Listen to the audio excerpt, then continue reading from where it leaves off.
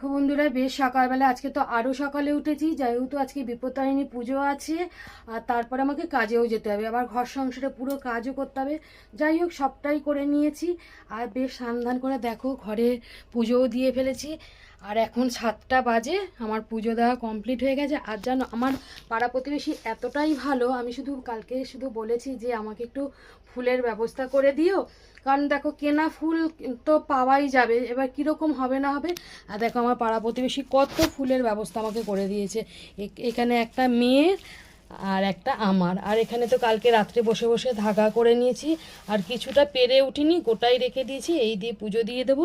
আর এখন আমার জামাই আসবে, এগুলো নিয়ে মেয়ের বাড়িতে পাঠিয়ে দেওয়া হবে। আমি কাজের ওখান থেকে একেবারে বাচ্চাটাকে স্কুলে দিয়ে তারপরে পুজো দিতে যাব। তা জামাই এসে এখন নিয়ে যাবে। মানে কি করব, কাজে যদি ছুটিটা পেতাম ভালো হতো। যাই হোক, সবসময় তো ছুটি পাওয়া যায় না, তা ম্যানেজ করে ফেলেছি।